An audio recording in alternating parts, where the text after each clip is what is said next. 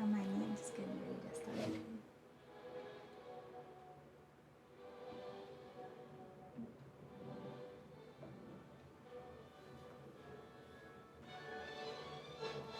Awesome. Yes, here. Good morning. So, yesterday was Mother's Day here in the US. We Mexican people like to celebrate on the 10th. We're just used to it. Don't make it weird. It's just us. But it was a rough Mother's Day for me. I'll be honest with you guys. I've been all emotional, and it's been a learning process, a relearning process again. So I'll tell you all about it later. But I wanted to talk to you guys about when I started learning how to become friends with God, how to hang out with Him. I talk to a lot of people, and a lot of people that are believers, say, yeah, I talk to God, and God answers my prayers, and God does this, and wonderful, wonderful stories. And then they ask me about, how am I with God, and if I have any questions or anything. And I started telling them, well, in the beginning I did. And I used to go to outside resources because I was like, what the fuck is going on? I didn't know what was going on. I wanted spiritual guidance because this was so new and this wasn't anything that anybody normally experiences, but there is people that experiences things like this, right? And things like this are the things that I've been experiencing for the last couple of years of my life. I decided to do things a little bit different from people. I know people would say, look for God and, look to the Bible and just talk to God. But I was like, well, I'm not other people, he's my friend. I consider him my friend. So instead of just talking to him like a friend, I started kind of expecting him to show up here so I can talk to him here. I became very blunt with him, with how I wanted to talk to him. I told him I'm fucking sick, dude, and I am tired of trying to ask you for help, and I get it. I talk to you from here, and I'm hoping you hear me, but I'd rather have you here. I want to feel you here. So I know I'm not just being stupid and talking to myself. Like, I need a response. Meet me halfway, And every day I remember I would sit here in the living room and I would always just talk to my dogs about what I'm feeling, what I'm going through, stuff about my past, stories that were finally coming back to me that I couldn't remember before. I would tell my dogs all about it, and I'd be all excited telling them all about it, like, oh, so I found out today that, I used to like playing with marbles, and I've always known, but for some reason I forget that part, and that was such a big part of my past. It was nice to start getting some feedback from him. I started doing everything with him, just like you were with a best friend. I started cooking with him. I started working out with him. In the beginning, it was very, very hard. I was couldn't get out of bed, so I would just lay there and then just help me with my arm, so I can exercise. Let's do some sequences. And I can't do this by myself. You need to help me. I'm your daughter and I'm in pain and everything hurts and everything's very heavy. And I can't do this by myself, so I just want you to help me do some exercises so I can start getting strong again. And that made all the difference in the world, you guys, because my hunger to to get better started coming back. My hunger to live started coming back. My hunger for big change came back. Stop it!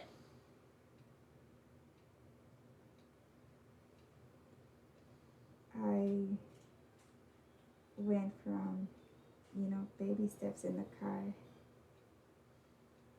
little drives to the store, and I would tell him, I need you to help me drive because my arms are so heavy and it hurts so bad. Just turning the wheel hurts my hands so bad, and my shoulders and my spine and everything flames up. So I need you to help me and just drive for me. Okay, I'll sit there and I'll do what I can, but I need you to help me drive. And there were times that, I have to drive. I have a kid. I have responsibilities. I'm a mom. I have to get up and do things. I can't just lay in bed and feel sorry for myself. So every day I was pushing it with something new every day, but it was something new, and it was something new with God. It wasn't something new by myself. All the breathing techniques that I started doing, I was asking him to show me how to breathe because we're not breathing correctly. And there's only so many resources I can get. I couldn't be in front of the screens too long sometimes, and I couldn't hear things sometimes because it was just the sensitiveness just amplifies so much, and it sucks that you're just there wishing of a way to get your answers, of a way to learn to take care of yourself and help your body, because your body needs so much help right now. And the people that are listening are just freaking out and not knowing what to do, and the people that aren't listening, you just, how could you not listen? Like, I'm dying and I have a kid, how could you not listen? This is your job, fix me. But I began to learn that, my body is in my control. My thoughts are in my control, and any healing that comes from within is in God's control. So I could only ask for what I needed and apply what was given to me.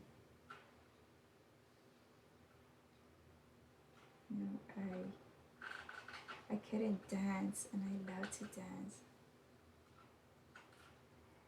And you can only imagine, someone with chronic illness, when everything hurts, when you have a migraine, you want nobody touching you, you want nobody near you, you want everybody away from you.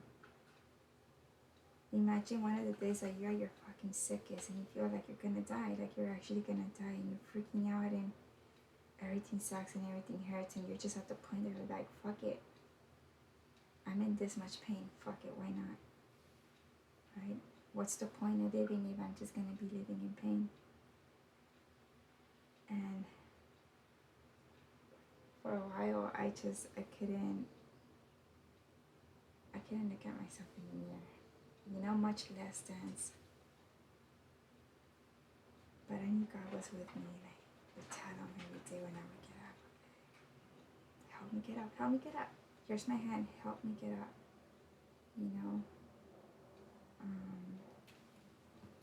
I remember I would tell him that I wanted to dance, and I tell him, like, I remember I used to dance a lot. I used to dance with my sister a lot, and we used to get down. We used to have like little competitions between us and shit. We used to want to learn how to dance, And now I can't even get out of bed. I can't even have a regular day just being normal. And God, give me the gift to be able to dance again. And we started with slow dances. So I remember I would just stand there and I would be like, okay, here I am. Hold me and dance with me. Hold me and dance with me. I just want you to hold me and dance with me. And I would rock myself. And I would just try to imagine God here. I would just imagine that beautiful light I would feel inside, that nice, warmness, that energy of his light. And I would just imagine it. Imagine his light, and I would just be rocking. And I'll be talking to him. So God, I was watching The Chosen, and I was watching one of the episodes that, one of the women, she was possessed, and she used to drink, and she kind of reminds me of me, because I used to drink all the time. I used to be a bartender, and he saved her. He saved her, and over time she got a trigger, and she went back. She was so embarrassed. She was so disappointed for letting me down. And you chose to forgive her and still love her. And I say, you say you love all your kids like that, and I don't feel that from you. I feel you here, but I don't feel that support, that love from you. So I want to get to really know you. I really want to get to know you as my Father. I want to be more friends with you. To infinity and beyond friends,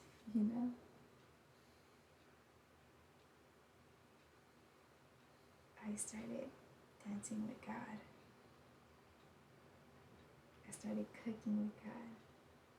I started painting. I started painting with God, and He told me what to paint. And I need to finish this painting, because this painting is going to help people understand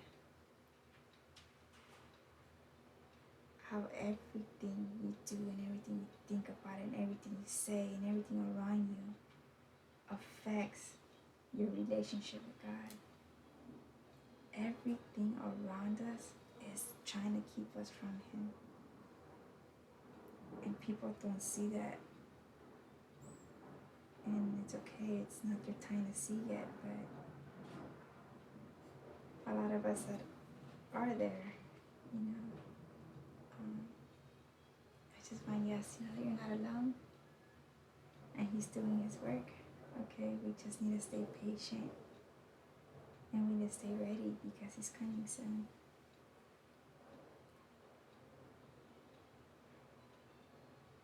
Over time, my bond with God became greater and greater,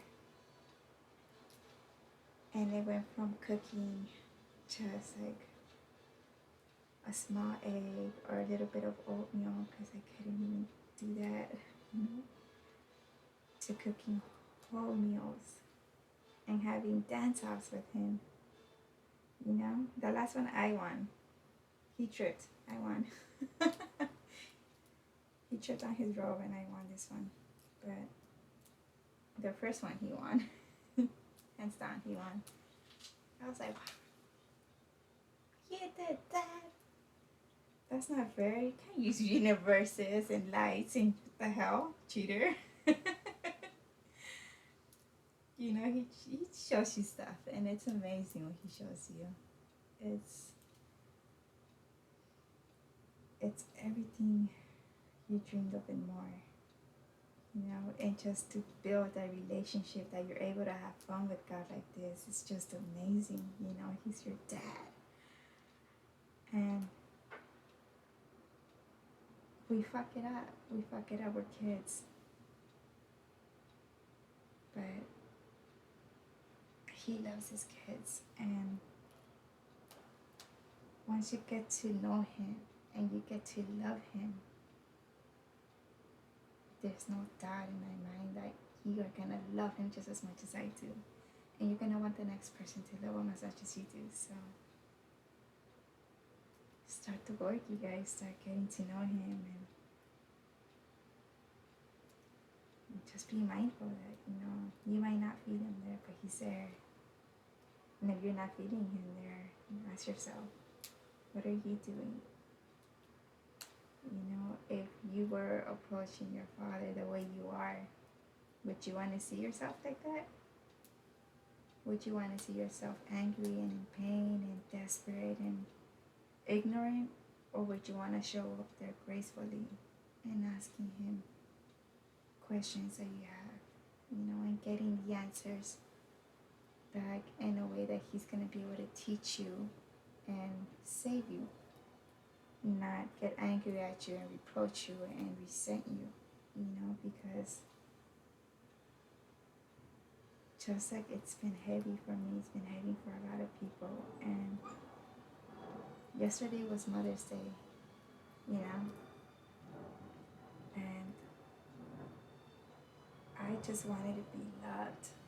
I wanted to be loved and cherished and, given a pat in the back, because even if I fucked it up this whole year, I want to feel like I'm a good mom, and it didn't happen, and the lesson I got from him yesterday was,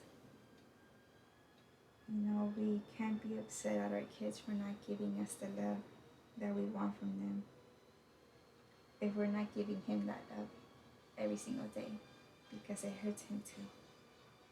It hurts him not to have his kids loving him. It hurts him not to have us cherish him and thank him for being a great dad.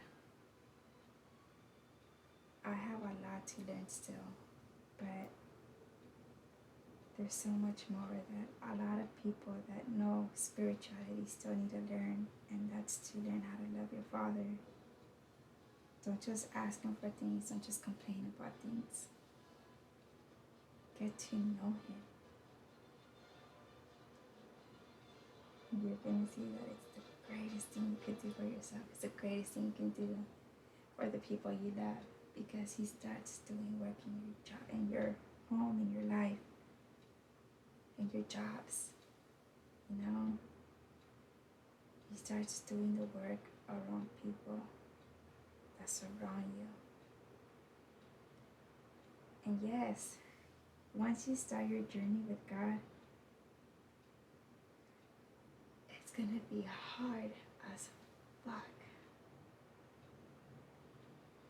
But everything else in life, because everything and everyone is gonna try to keep you from him. As soon as you start your spiritual journey with God, everything and anything is going to try to stop you from getting close to him. Okay? Nothing can stop you from loving him unless you don't trust him. I was given a series of tests with him when I started the spiritual journey. I went into my inner subconscious. I took the journey,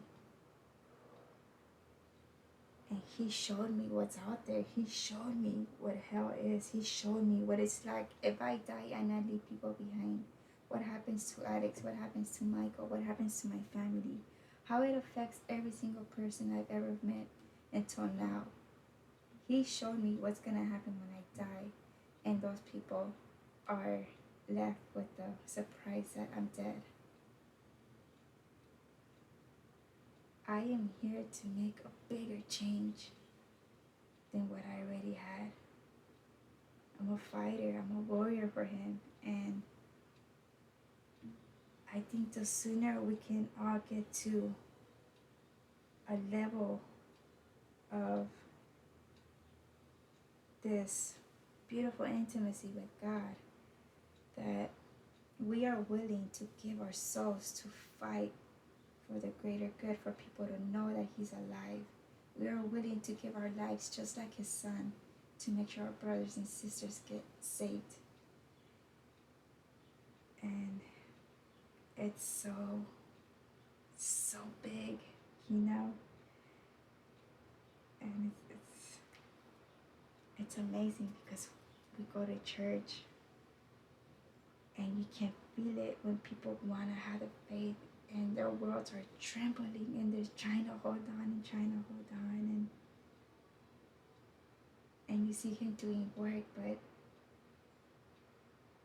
there's times that all we can do is pray for the person to have the faith to keep looking for him, because he needs you to trust in him. I can't tell you trust in God.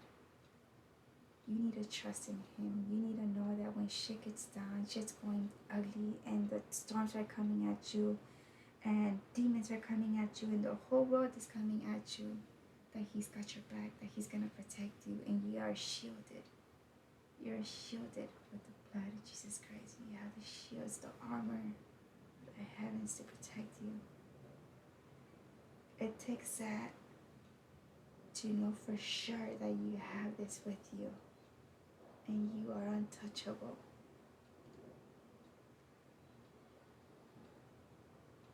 It's just a pain in the ass where you have the whole world testing you, and you gotta stay strong. You gotta stay strong, and just remember to go back to the basics. Remember, start hanging out with him again, and ask him for your guidance. Ask him for what else you need him to tell you what to do.